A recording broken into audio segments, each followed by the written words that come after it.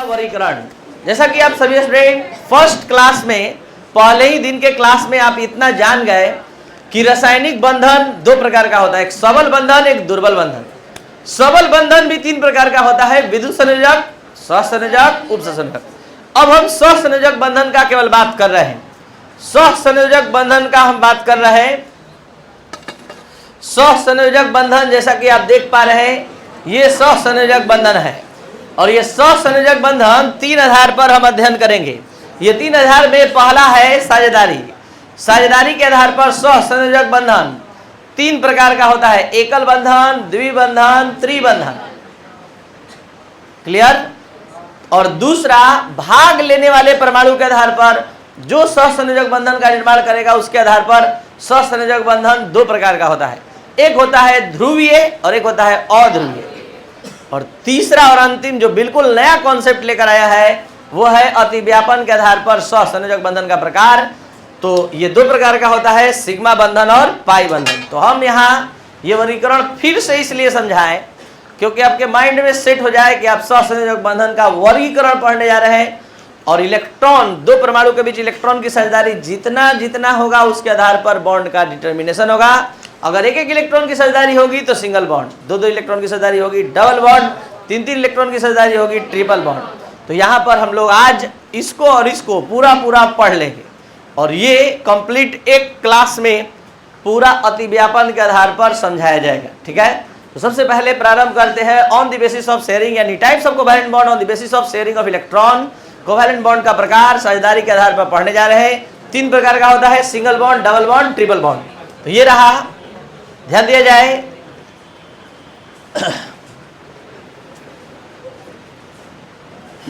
एकल बंधन वैसा बंधन जिसका निर्माण दो परमाणु के बीच एक एक इलेक्ट्रॉन की साझेदारी परस्पर साझेदारी के फलस्वरूप होता है, एकल सहसंयोजक बंधन कहलाता है।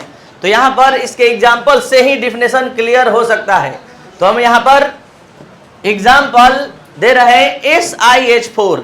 तीन राउंड में परिभाषा बार बार समझाया जाएगा, ध्यान दीजिए आप लोग। SiH4 के बताइए जल्दी से, सिलिकॉन के बाध्यम कक्ष में कितना इलेक्ट्रॉन और हाइड्रोजन। तो सिलिकॉन कितना इलेक्ट्रॉन लेकर आएगा? 4। ये 4 इलेक्ट्रॉन कहां से लिखा गया? यहां से। और हाइड्रोजन जब भी आएगा तो एक इलेक्ट्रॉन लेकर आएगा, ये एक इलेक्ट्रॉन हाइड्रोजन का, दूसरे हाइड्रोजन का ये एक, तीसरे हाइड्रोजन का एक और चौथे हाइड्रोजन का एक। पूरा बात ध्यान से समझ लीजिए।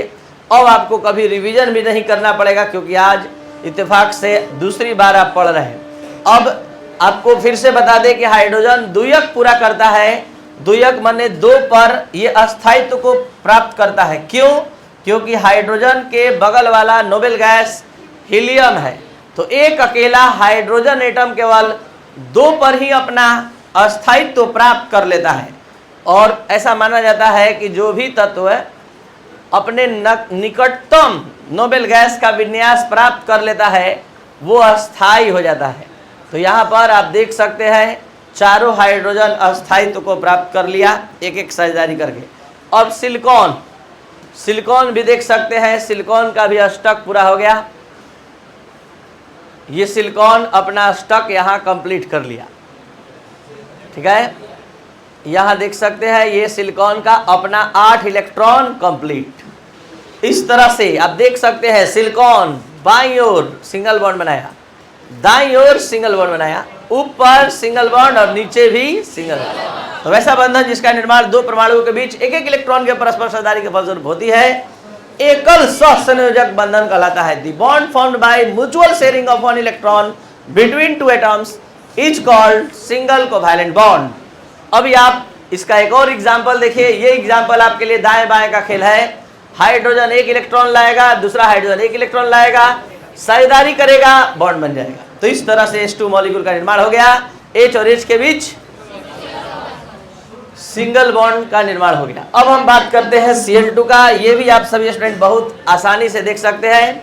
Cl का कितना होता है? 17। 17 के अनुसार 2 8 7। Cl के बाध्यम कक्ष में कितना इलेक्ट्रॉन? दो Cl अपना अपना 7 इलेक्ट्रॉन लेकर आएगा। ये दोनों Cl 7 इलेक्ट्रॉन अपना लेकर आ गया यहाँ। अब हम इसका बॉन्ड बनाने जा रहे हैं। तो देखिए पहला Cl, ठीक है। अब दूसरे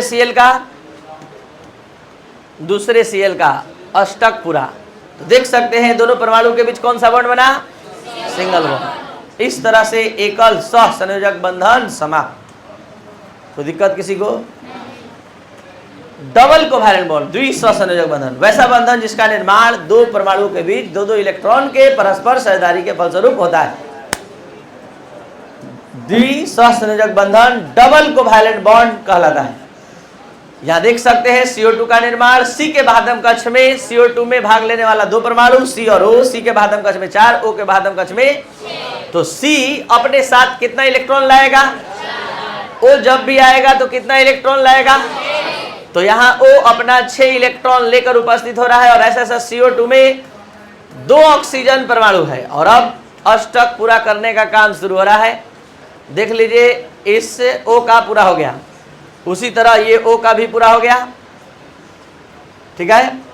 और अब C का, तो ये C का अष्टक पूरा, ठीक है। बताइए दोनों परमाणु कितना कितना इलेक्ट्रॉन का साझेदारी किया?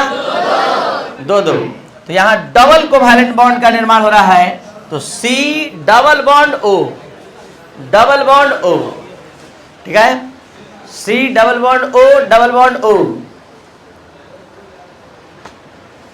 Double bond O, double bond O। तो यहां पर डबल कोवैलेंट बॉन्ड का निर्माण हुआ है। तो यहां वैसा बंधन जिसका निर्माण दो परमाणु के बीच दो इलेक्ट्रॉन के परस्पर साझेदारी के फलस्वरूप होता है, डबल कोवैलेंट बॉन्ड कहलाता है। सेकंड बेंच पर बैठाइए। देखिए SO2, बल्कि यहां पर CH2 है, CH2 अणु का निर्माण है। तो C के बाध्यम कक्ष में यहां देखेंगे 2, 4, C624 और O हो गया 26। तो C अपने साथ कितना इलेक्ट्रॉन लेकर आएगा? 4। और O कितना लेकर आएगा? 6। तो यहां S अपने साथ 6 इलेक्ट्रॉन लेकर आएगा। ये 6 इलेक्ट्रॉन अपना S लेकर आ गया।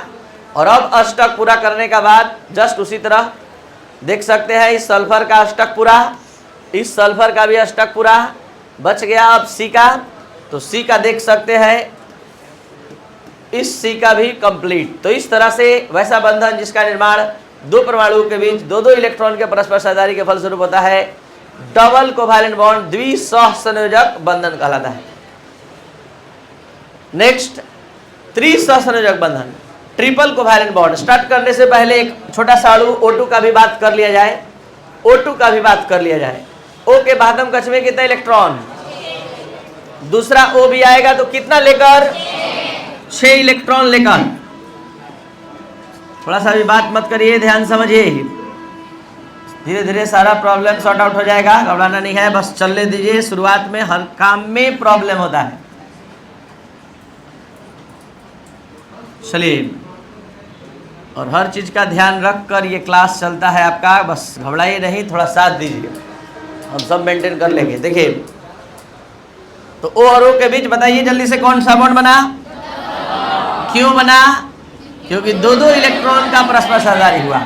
तो the covalent bond which is formed by mutual sharing of 2 electron is called double covalent bond. वैसा बंधन जिसका निर्माण दो परमाणु के बीच दो इलेक्ट्रॉन के परस्पर साझेदारी से होता है, डबल कोवैलेंट बॉन्ड कहलाता है। आप सभी स्टूडेंट जो ऑनलाइन ऑफलाइन देख रहे हैं, ये ऑप्टिमम केमिस्ट्री क्लास का चैनल है जो लगातार कंप्लीट वीडियो लेक्चर प्रोवाइड करता है एक ऐप के माध्यम से जिसका नाम है केमिस्ट्री का मतलब राजेश सर, जो प्ले स्टोर से आप डाउनलोड करें और शेयर और सब्सक्राइब करें।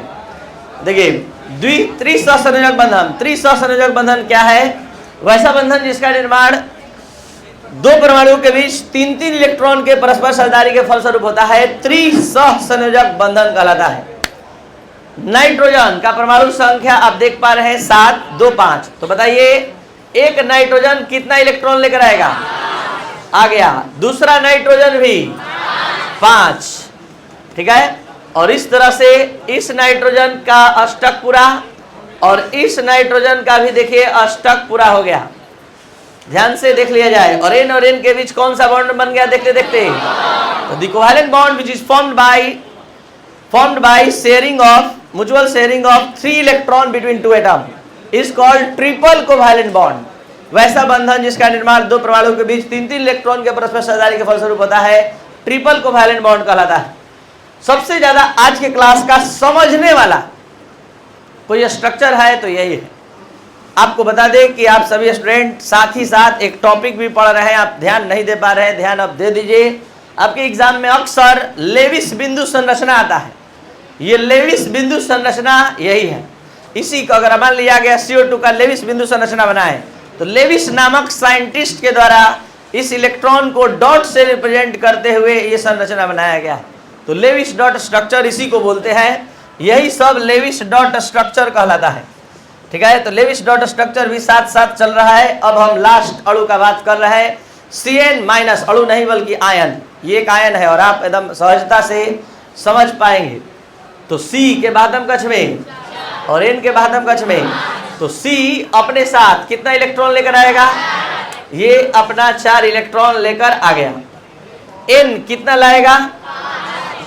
5 लाएगा। ये N देखिए अपना 5 इलेक्ट्रॉन ला दिया। अब हम लोग को पता करना है कि कौन अष्टक पूरा कर लिया, N, और कौन नहीं कर पाया। तो पता चल रहा है कि C का अष्टक पूरा नहीं हुआ, C का अष्टक नहीं पूरा हो पाया। तो यहाँ पर ध्यान देना है, C का अष्टक नहीं पूरा हो रहा है। तो आप यहाँ ध्यान दीजिए, Cn- समझा रहा है कि हमारे पास एक अतिरिक्त इलेक्ट्रॉन भी है। उस अतिरिक्त इलेक्ट्रॉन का उपयोग वहां किया जाता है जहां जरूरत होता है। जरूरत कहाँ है? यहाँ पर, और यहीं पर आ जाएगा माइनस। तो आप लोगों में से बहुत सारे स्टूडेंट सोच रहे होंगे माइनस दिया है दाईं ओर उपयोग कर रहे हैं, माइनस दिया है नाइट्रोजन पर और उपयोग कर रहे हैं कार्बन पर। तो नियम है कि आवेश को सदैव दाईं ओर ऊपर लिखा जाता है, लेकिन उपयोग वहां होता है जहां जरूरत होता है। ये नहीं कहना है कि ये O का इलेक्ट्रॉन है। जहां जरूरत होगा पूरे आयन को बनाने में वहां पर यूज किया जाएगा। जैसे SO4- है तो यहाँ O के लिए जरूरी नहीं है समझना, लेकिन ये बात अलग है कि इसमें O पर ही यूज होगा। अब जहां जरूरत होगा, जहां कमी होगी, जहां अष्टक पूरा करने में कमी लगेगा वहां यूज कर लेंगे और वहीं पर माइनस लिख देंगे। क्यों? क्योंकि आपने अतिरिक्त इलेक्ट्रॉन का उपयोग किया। तो बताइए C और C के बीच कौन सा बॉन्ड? 3-3 इलेक्ट्रॉन का साझेदारी हुआ और यहाँ एक एक्स्ट्रा इलेक्ट्रॉन आपने दिया, इसलिए माइनस। तो ये था types of covalent bond on the basis of mutual sharing of electron, यानी इलेक्ट्रॉन के परस्पर साझेदारी के आधार पर सहसंयोजक बंधन का क्लास। तो यहाँ पर आप सभी स्टूडेंट इस टॉपिक को कंप्लीट कर लिए।